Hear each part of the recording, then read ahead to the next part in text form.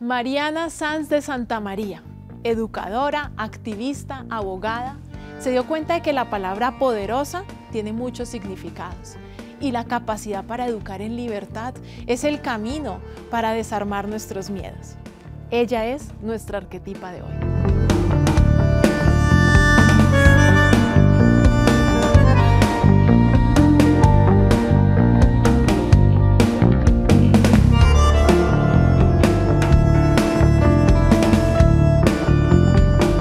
Una arquetipa es un modelo original, un rol que inspira a otras. Hemos invitado a 30 arquetipas al teatro, el lugar creado para exaltar los placeres y liberar el alma. Soy Lina Balbuena. Bienvenidos y bienvenidas.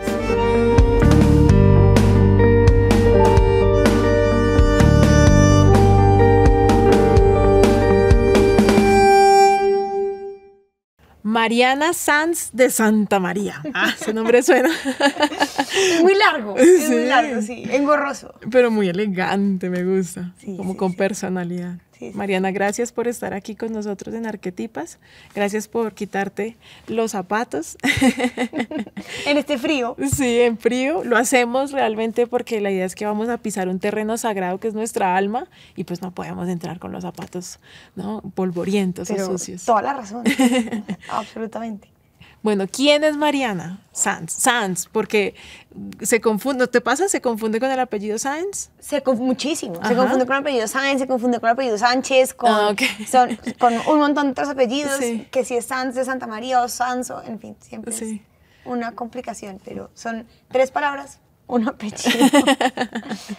Pues soy, Mariana es una activista, una apasionada, terca, sensible, de profesión abogada, pero realmente me dedico a la educación. Soy una educadora de alma, cuerpo, vocación y mente, y tengo una convicción de por vida para dedicarme a la educación. ¿Cómo llegas a esa convicción? Yo creo que el primer recuerdo de ser educadora que tengo es poner a mis muñequitos, a mis juguetes en mi cuarto y a darles clase. Okay. Como siempre he sido docente. Y creo que eso me lo han inculcado mis papás. Mi papá fue maestro y fue docente universitario, pero es maestro de vida en realidad. Mi mamá también es una gran docente, aunque nunca ha sido pues docente. Mi familia paterna tiene muchísimo legado en pedagogía y en educación. Y yo siempre he enseñado, como es lo que más me gusta hacer. Sí. Y desde que estaba en el colegio, era tutora desde que tenía 12 años, tutora de los más chiquitos, en fin. Y quise estudiar Derecho.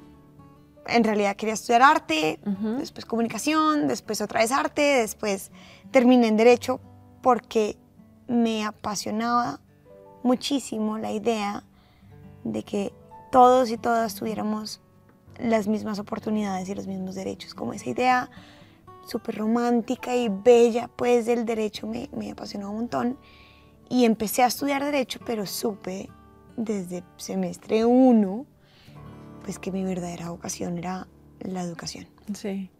Y estuve metida en voluntariados de educación pues en el colegio, en la universidad, en mis vacaciones, en mis fines de semana. Era profesora de todo lo que se podía hacer pues profesora, y conocí a una organización que se llama Enseña por Colombia.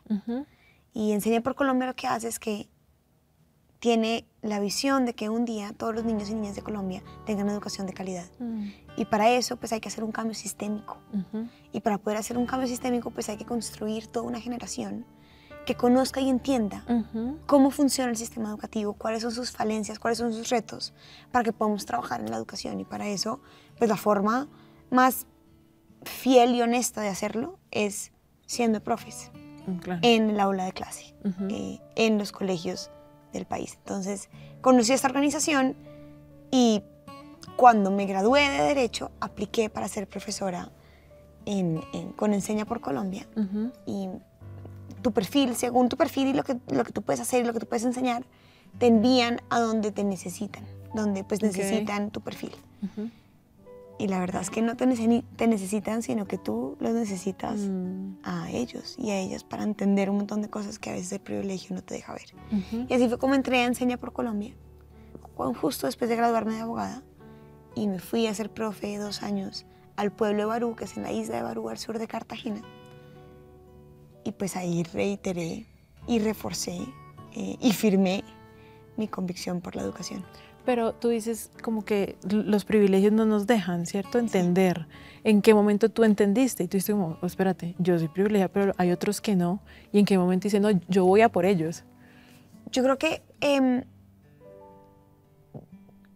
no tengo presente en el momento en el que fui consciente de mi privilegio. Por el trabajo de mi papá, nosotros nos fuimos a vivir a Nicaragua y después a Alemania. Okay. Y pues Nicaragua es un país donde hay una diferencia, una inequidad mucho más grande que en Colombia. En Colombia, pues, indudablemente hay una desigualdad muy fuerte, pero en Nicaragua es más evidente, marcada. Okay. más evidente, más marcada. Acá digamos que se ha ido consolidando pues una clase media más gruesa, a pesar de que obviamente hay unas diferencias abismales, pero Sí. pues en Nicaragua no tanto.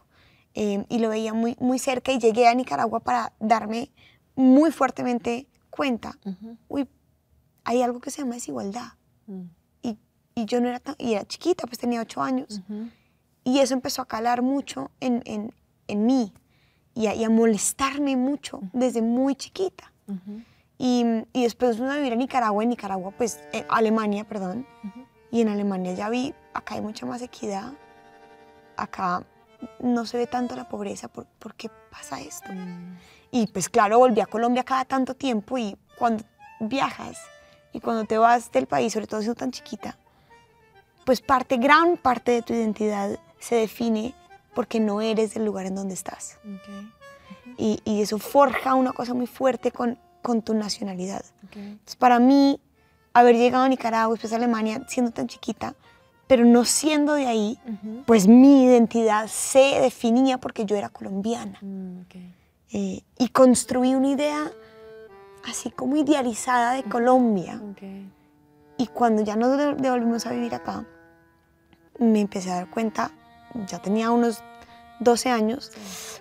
uy, nuestro país es muy desigual. Claro. Y yo hago parte de un grupo muy pequeño, que tengo educación, que tengo todos los pues, servicios y bienes necesarios, que tengo una familia, y eso me empezó a llevar por el camino cuál es la manera para poder buscar equidad y pues siempre respetar la educación. Claro. Y también, claro, pues por la influencia de mi familia y demás. Entonces creo que desde muy chiquita tengo como esa incomodidad de yo soy privilegiada. Y por mucho tiempo, y me ha tomado años reconciliarme con eso, y no sentirme culpable por eso, Claro. Sí. sino, ok, yo voy a usar eso. Yo voy a usar eso para amplificarlo. Sí, chévere. Ni culpable ni cómoda, sino Sí. usémoslo, ¿no? Sí. Eso es admirable y creo que por eso estás aquí sentada y eres parte de las arquetipas, porque estás rompiendo esos moldes. Estábamos hablando en otra conversación donde decíamos que hay 2 Colombias, ¿no? Una muy de la ciudad y otra muy del campo, y son muy diferentes. Y es como si la una desconociera de la otra, ¿no? Sí. Y tiene una idea además muy equivocada de cómo son las cosas. Y poder uno ir a la ciudad o ir a otros lugares a capacitarse, a estudiar y traer eso y poderlo llevar, pero tenemos que ir al territorio, ¿no? O sea, al territorio hay que ir porque si no, siempre vamos a seguir divididos, desiguales, desinformados, ¿no? Entonces, te contrataron en esta fundación, ¿sí? Te mandaron, además te mandaron a un lugar maravilloso. Bellísimo, Sí. bellísimo. Hay miles de Colombias, como hay muchas más de 2. Okay. Y estoy de acuerdo que es importante conocerla si nos importa. Si no, no. Tampoco, pues, si no te importa, pues bueno, como sigue en tu country club y está bien. Sí. Y creo que es decir, como pero sí si tienes conciencia y si te importa, sí hay que hacer algo al respecto. Y pues yo me fui a este lugar bellísimo además. Pues Barú es un destino absolutamente paradisiaco de nuestro país. Quizás es de los destinos turísticos más lindos y más codiciados del país, más lujosos también.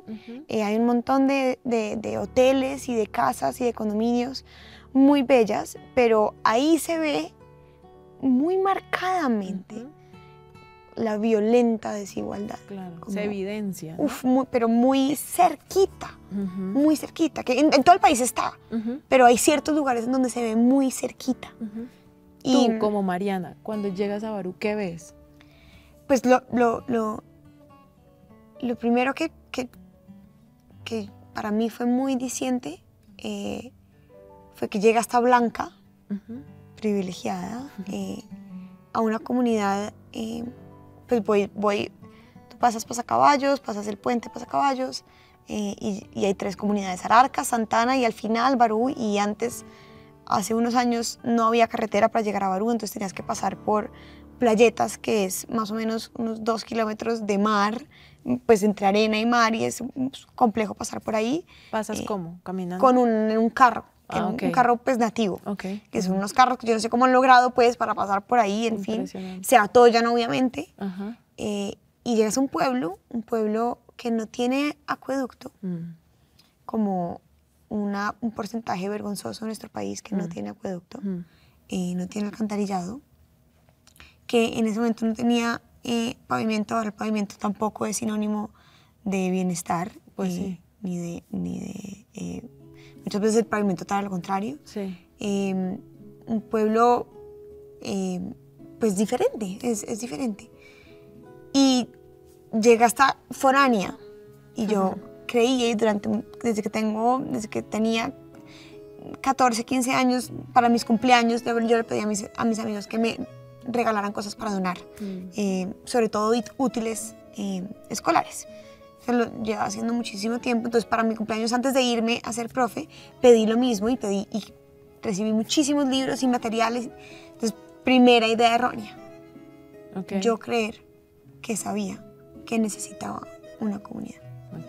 Claro. Entonces pasar por Playetas con estas cajas y yo llevarlas y yo creerme, pues acá llevo yo las cajas porque yo sé lo que necesitan. Y llegar a un colegio donde hay una biblioteca que está llena de libros. Llena de libros de otras personas que donaron, pero no hay nadie que los lea. O nadie que los enseñe o los acompañe a leer. Claro. Entonces, pues cachetazo, como, ¿quién crees que eres? Cállate. Como, no puedes llegar a ningún lado ni decirle a nadie qué necesita.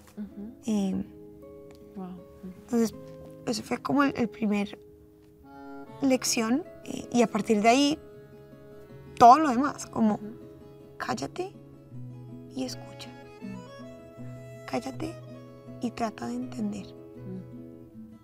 Y esa fue mi gran lección que intento mantener. Y pues viví en una casa y era profe de más o menos 368 estudiantes. Wow. Desde quinto hasta 11. ¿Te aprendiste los nombres de todos? Sí. Es más, yo sigo yendo mucho. Voy cada casi 6 meses allá, porque la mitad de mi corazón está allá. Y ya empezar a entender, pues esto que estoy diciendo yo aquí como tan performático, pues la realidad de miles de profesores del país. Claro. Miles. Que viven en condiciones súper complejas, en colegios súper complejos, en realidades súper complejas, y que son héroes y heroínas de la patria. Claro. Si no hay profes, no hay nada más. Claro. Es la base de todo lo demás. Y no se reconoce lo suficiente. La labor docente es una labor que no debería ser una labor de valientes. Okay. Debería tener mejores condiciones, mejores infraestructura, mejor todo lo demás y que debería ser reconocida como es. Hoy en día, por ejemplo, en los colegios que decimos privilegiados, pues los papás vamos y peleamos por nuestros hijos, ¿sí me entiende? Y es, profesor, ¿usted por qué le dijo a mi hijo? ¿Sí me entiende? Total. Siendo que esa persona, sí, puede que haya cometido un error o puede, sí, hay muchas variables, pero realmente su labor, ¿no? O sea, lo que hace un buen profesor en el corazón de uno, ¿no? Yo creo que todos tenemos, decimos, o sea, te pregunto a vos, profe. ¿vos te acuerdas de algún profe que te ha marcado la vida? Claro, Sí, yo me quería cambiar mi nombre. Yo decía, yo no me quiero llamar Linda, yo me quiero llamar Adriana, como mi profe Adriana de tercero de primaria. ¿Sí me entiende? Porque era tan maternal, tan amorosa, ¿sí? Que eso marcó mi vida en ese momento. Entonces, estoy completamente de acuerdo contigo en que ser profesor es, o sea, es casi como un cirujano, ¿sí me entiendes? Es como un juez de la república. Incluso no sé, más, porque es que no todo el mundo tiene que pasar por una cirugía. Claro, ¿no? Pero todos tenemos que No todo el mundo tiene que pasar por un juez de la república, pero un profesor. Claro. Es que no hay ninguna otra profesión, no hay ninguna otra nada. Si a ti alguien no te enseñó a leer, alguien no te enseñó a sumar, alguien no le dedicó sus horas para planear en un espacio, además, ser profe es una labor titánica. Sí. Es cuidar la vida, pero también el desarrollo de seres humanos para que puedan seguir construyendo. Exacto. Es la base fundamental de todo. Y debería, es decir, si pasa un profe, uno debería como total, hacerle una... Sí, ven, te invito a almorzar, siéntete muy cómodo en mi casa, o sea, vente. Y pasa lo que dices en el sector público y en el sector privado, pero está mucho en el sector privado. No es que es el profesor, no sé qué, el profesor, vaya usted. Vaya, y párese en un salón de clase claro, con un grupo de niños, niñas, adolescentes que están además alborotados, que no sé qué, e intente en el tiempo que tiene enseñarles algo y hacerlo con amor. Eso es una labor titánica. Sí.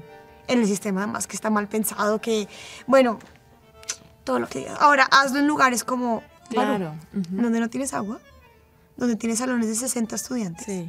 Claro, donde tienes que dar, pues yo daba más o menos 12 horas de clase porque pues hay un déficit de profesores muy fuerte, entonces pues yo tenía que ser profe en primaria, en bachillerato y moverme y después daba clase, después de clase y hay muchos profes que además porque la remuneración es tan bajita pues que terminan siendo muchas otras cosas también. Claro. Entonces, esa fue otra gran lección de ser profe pública y es reconocer el valor tan indimensionable de ser docente y lo que implica educar y la frustración que eso genera y la entrega que eso da.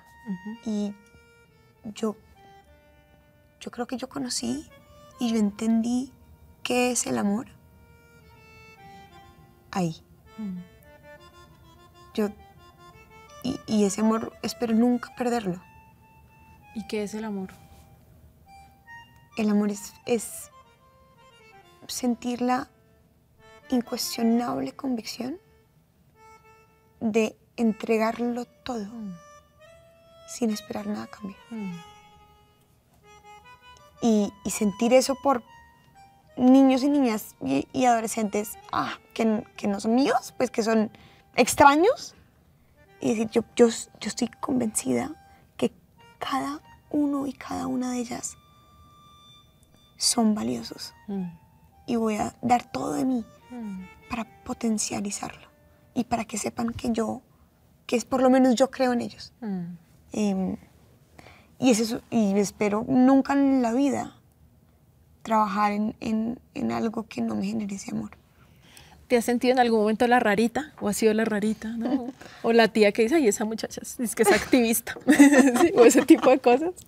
No, pues total, pues obvio, sí. Claro que sí. Claro que sí. Pero además la rarita en todas partes. Porque en el colegio, por ejemplo, yo no fui tan feliz en el colegio, la verdad. Como no me sentía que encajaba con los intereses y con las prioridades y con las conversaciones y lo que hacían pues mis compañeras de colegio. A mí me interesaban otras cosas, entonces ahí me indignaban otras cosas que a nadie le indignaba. Claro. Quería hacer cosas que a nadie le parecía interesante. Entonces ahí me sentía rara. En la universidad encajé un montón. Okay. En la universidad sentí que era y aún así también era la activista de la universidad. Me tocó además 2014, 2013, 2015, 2016, todo pues, el acuerdo de paz y el plebiscito, y fui una febria pues activista. Yo marchaba más que iba a clase, básicamente. O sea, yo iba con megáfono por la Universidad de los Andes, sí. ¿No? Estudiando Derecho. Entonces también ahí era como, bájale. Siempre me han dicho, bájale. Okay. Toda la vida. Bájale, no seas tan intensa. No seas tan intensa con ese tema. Como, no. Y por mucho tiempo yo no puedo ser tan intensa. Okay. Hoy entiendo que mi intensidad es un talento. Claro. Pues no, mentira, pues, quizás no es un talento, pero... Es un don, pero, casi.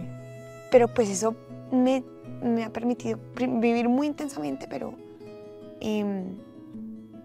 también pues sentir cosas muy profundas. Y hay quienes no sienten esa pasión o ese propósito en la vida, y yo quizás sí. Pero también soy la rarita cuando estoy trabajando en comunidades. Cuando llegué a Barú, pues ¿quién es esta rara? Esta blanca, ¿no? Sí. También soy la rarita ahí.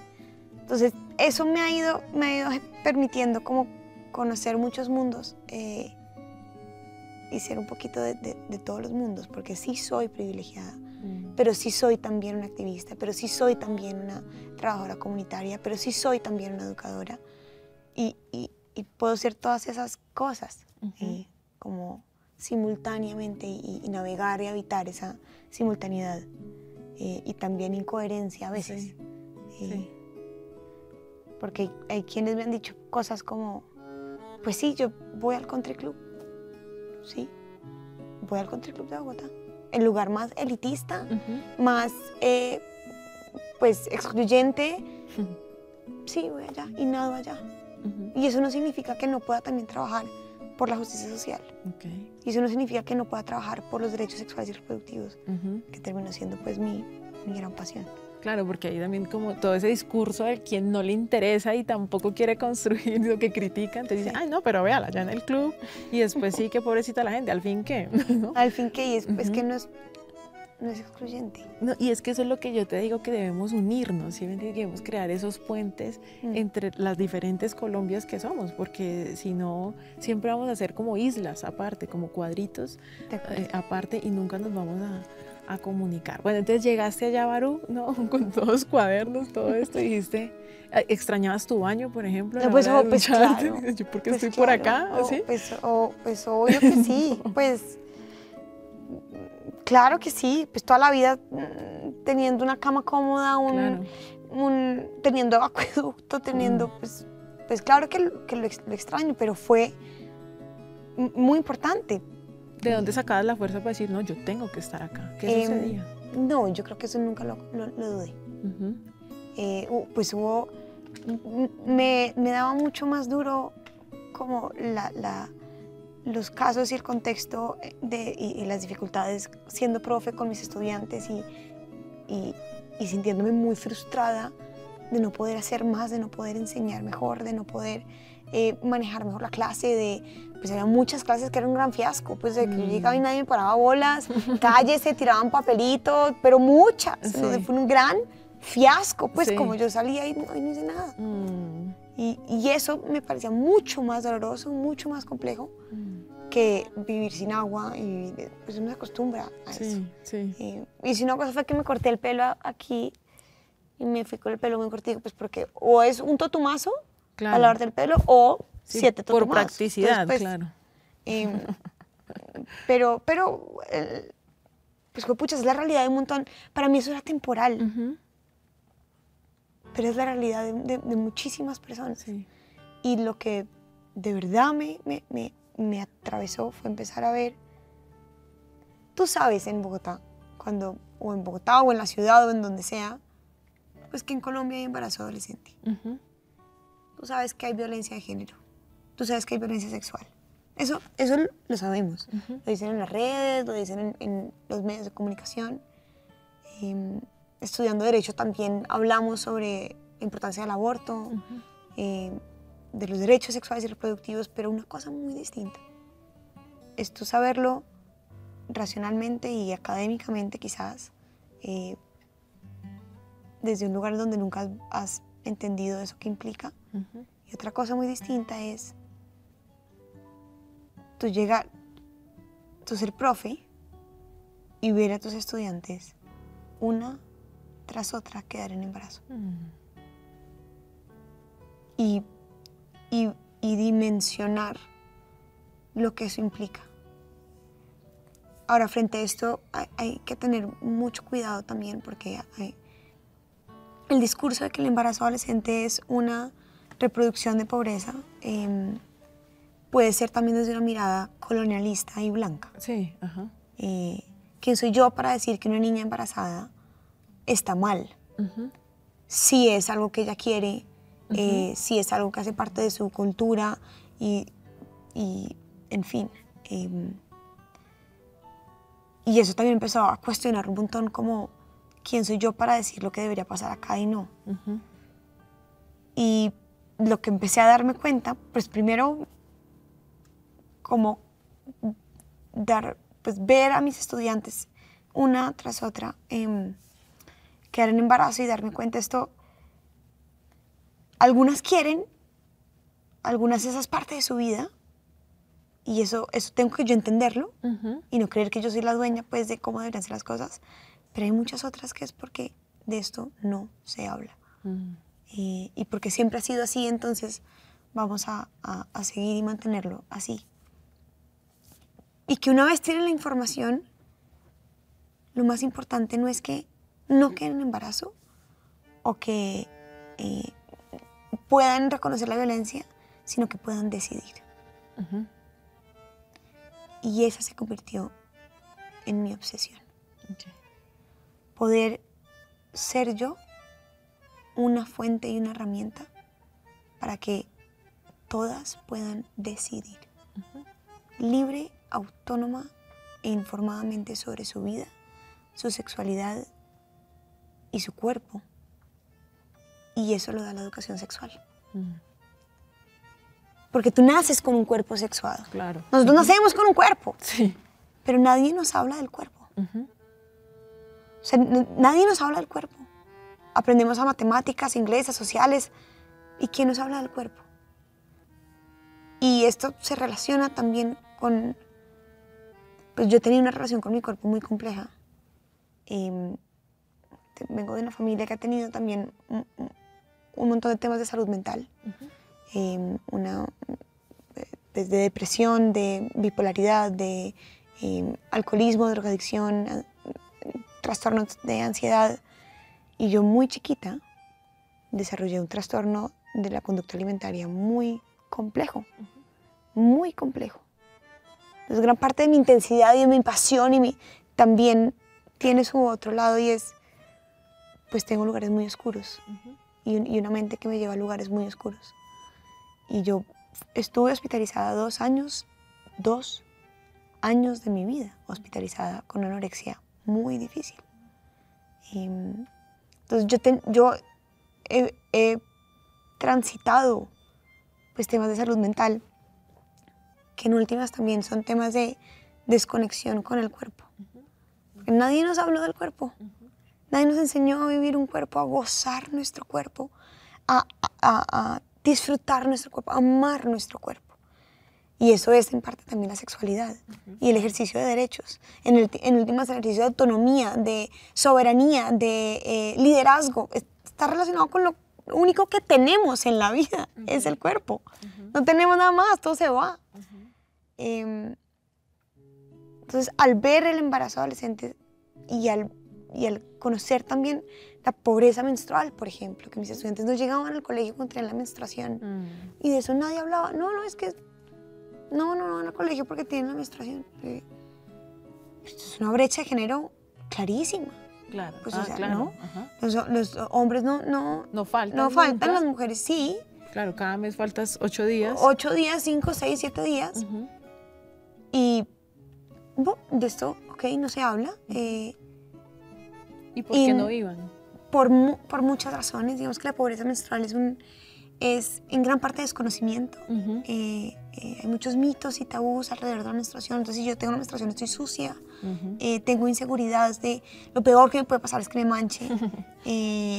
Y estoy enferma.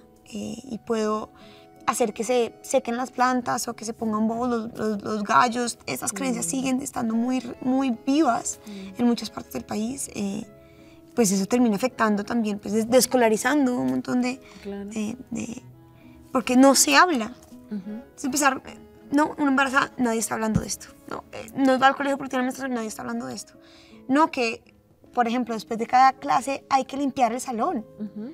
y hay que organizar las sillas y barrer. Y yo organicé un calendario con mis estudiantes en donde se alternaban barrer Los y arreglar las oficios. sillas. Ujú.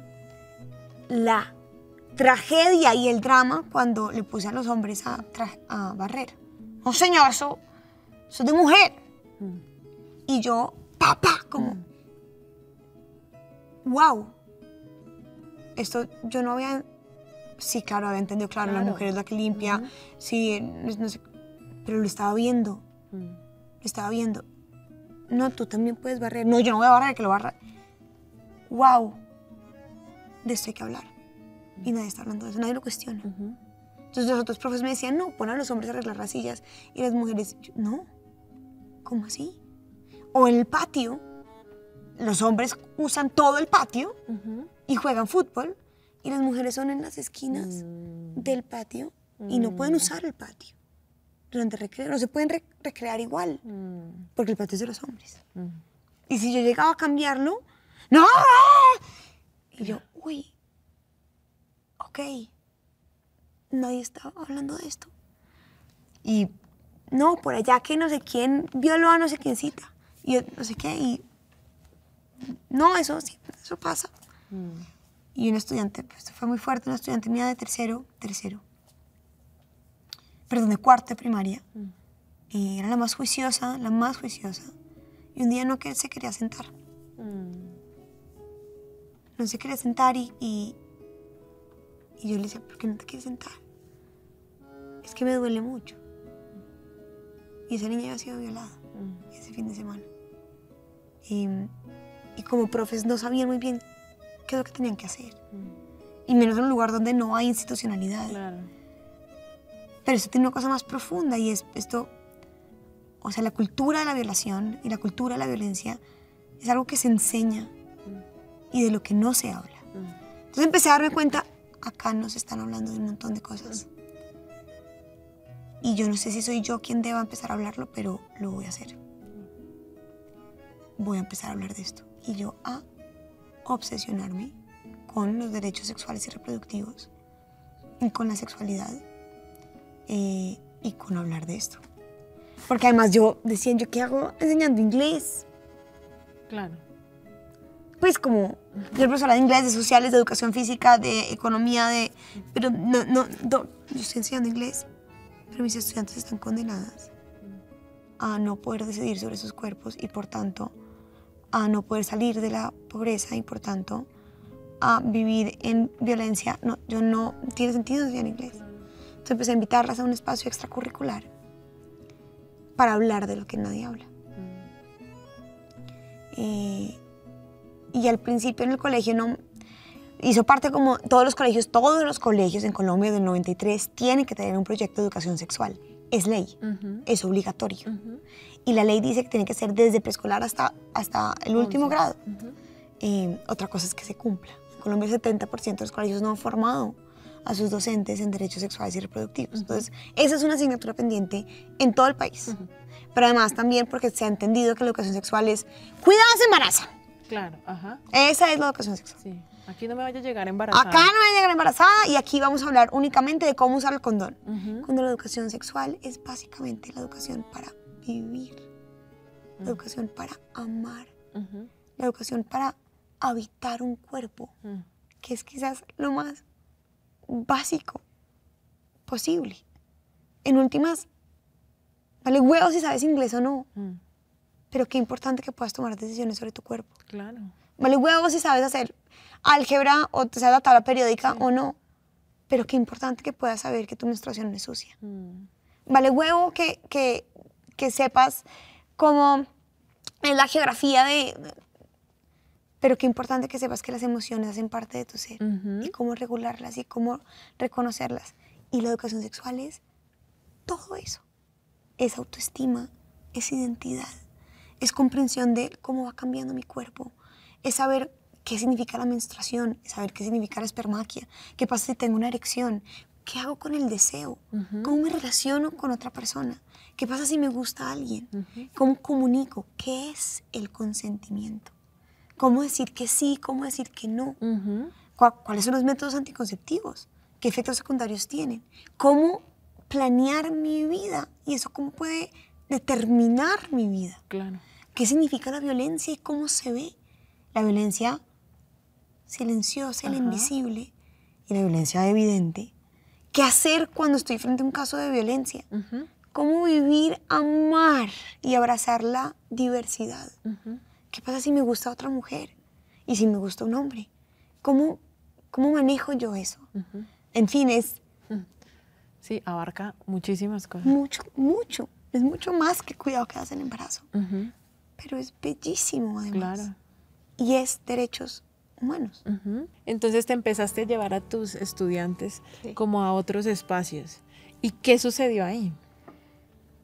No, pues ahí me empezaron a pasar cosas muy lindas. Uno, primero vamos a hablar de algo que no sea tan controversial. Entonces, hablemos de menstruación. Okay. No nos vamos a meter con sexo, no nos vamos a meter con violencia, no nos vamos a meter con aborto. Vamos a hablar de menstruación. Y ahí empezó un viaje muy íntimo propio mío, como de ir descubriendo, wow, yo no sé un montón de esto. Yo tengo que aprender también sobre el ciclo menstrual, sobre las hormonas, sobre el órgano sexual femenino, sobre la gestión menstrual, sobre la historia de los diferentes productos de autocuidado menstrual y dejar de decirle higiene porque no hay nada que higienizar. Empezar a yo misma irte construyendo, y eso es indudablemente una de las bases de la educación sexual, y es desaprender un montón de cosas que hemos aprendido mal. Claro. Frente a nuestro cuerpo, frente a las relaciones, frente a los derechos, y a ir descubriéndolo con ellas y a ir construyendo con ellos una forma de hablar de esto que sea diferente. Y esto, porque es que no estamos aprendiendo matemáticas, no estamos aprendiendo ciencias, estamos hablando de algo que atraviesa nuestro cuerpo, nuestra historia, nuestra identidad. Por tanto, hay que hablarlo y enseñarlo diferente. Entonces, lo más importante de la educación sexual es poder crear un espacio seguro para hablar sobre estos temas. Entonces, fuimos armando pues una metodología de círculo de la palabra, que eso no me lo inventé yo, eso no hay nada más ancestral pues que un círculo de la palabra. Usando y basándonos en la oralidad, ir guiando una conversación y pues claro, con un currículo, porque sí hay, pues tenemos que hablar sobre menstruación, tenemos que entender los derechos menstruales, tenemos que entender la gestión menstrual. Y lo que empezó a pasar, que fue muy lindo, es que tú calcula un adolescente, invitarlo a que vaya a un espacio extra para aprender sobre algo más. ¿Cuál es la probabilidad que vaya? Sí, si no es muy interesante para él, pues no. ¿Y si no le vas a dar nada a cambio? No. Pero si además tienes que cuidar al hermanito, a la hermanita, limpiar, hacer aseo, ¿vas a ir? Claro, pues no. Sí. Entonces tiene que lograr, y creo que ese es el logro más grande de cualquier educador, es despertar motivación intrínseca, despertar curiosidad. Como que mi fuego encienda los otros fuegos de cada uno. Exacto. Y lograr que ellas, porque al principio solamente invitábamos a mujeres, decidan y quieran seguir aprendiendo sobre esto. Entonces, crear una metodología y un currículo que permita eso.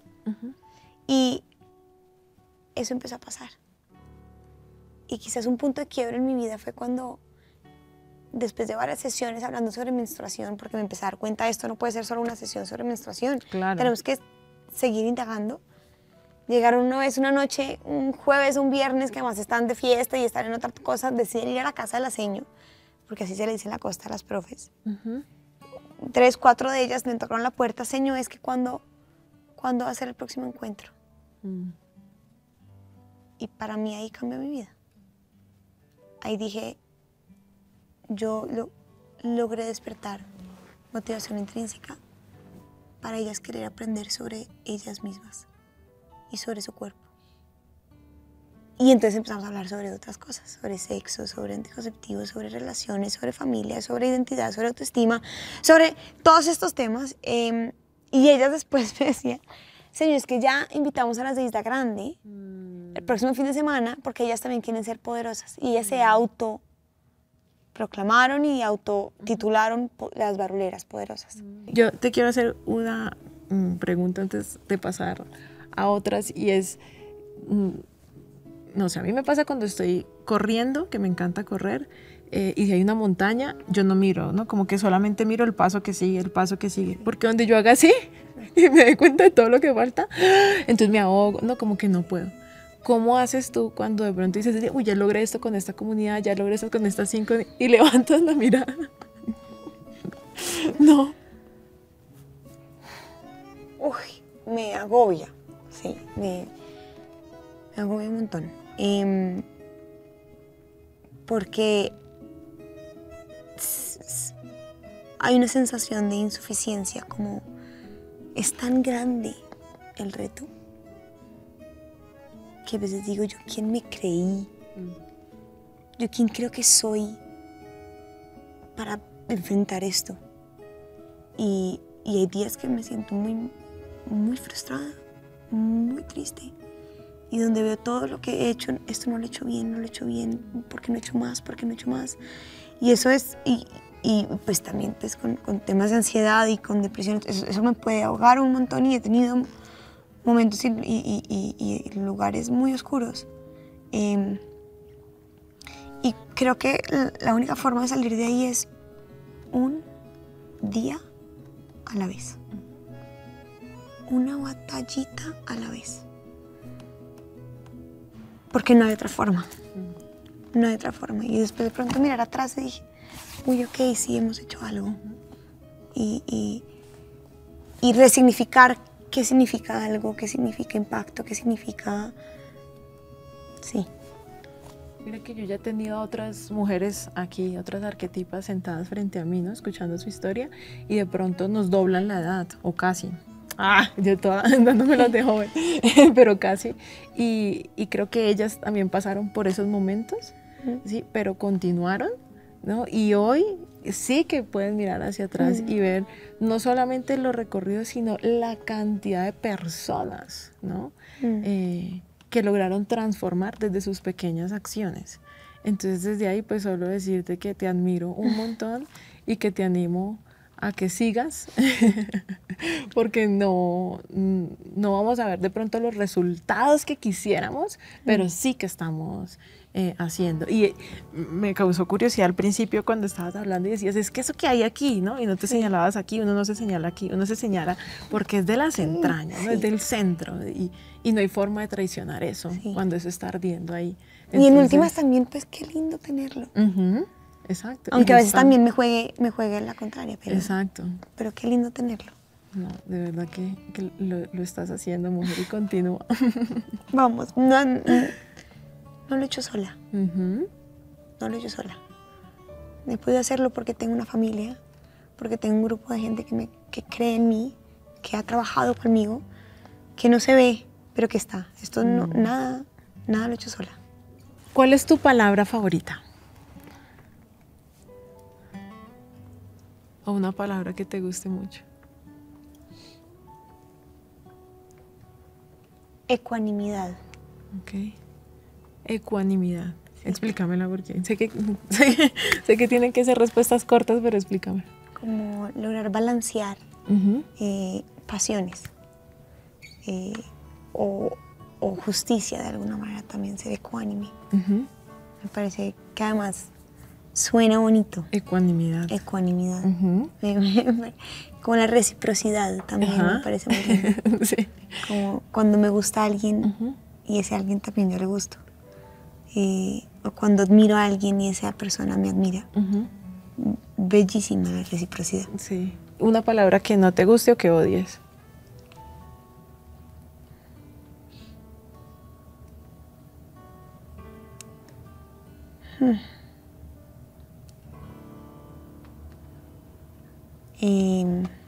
Uy, no sé, qué difícil. Una palabra que no me guste. Odio. Esa palabra es muy fea. El odio. Algo que te guste hacer mucho y algo que no te guste hacer. Me gusta mucho enseñar. Me fascina.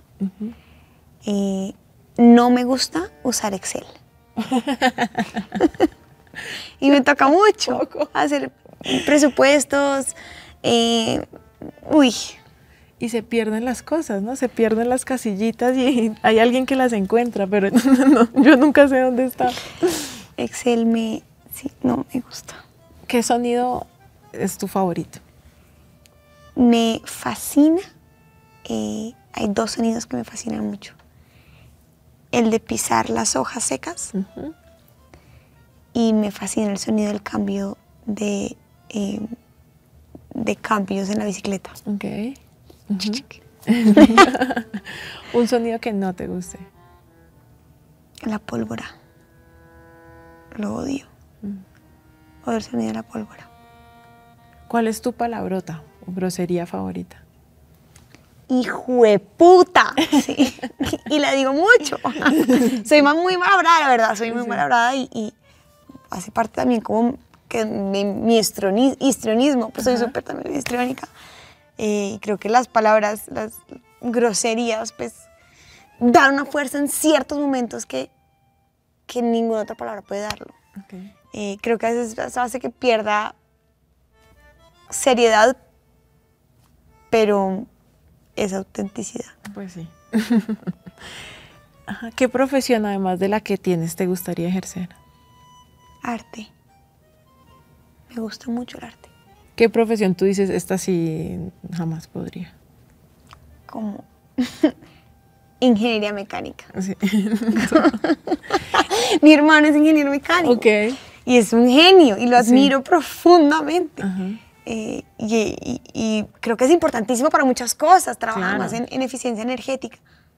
Pero yo...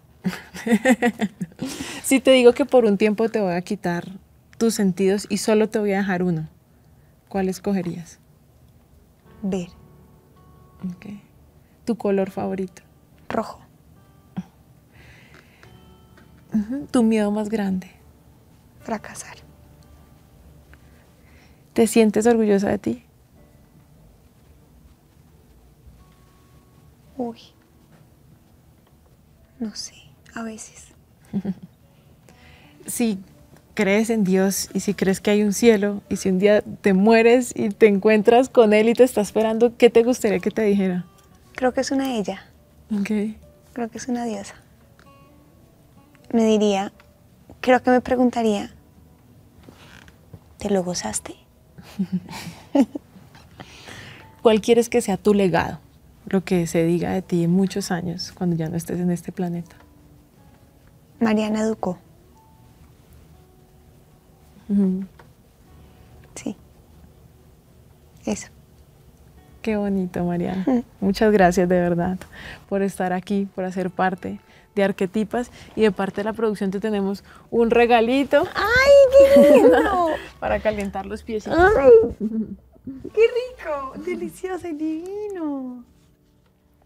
Gracias de verdad. Esto siempre cae bien. Unas medias siempre caen bien. Me las voy a poner ya. Gracias. No, a ustedes. A ustedes.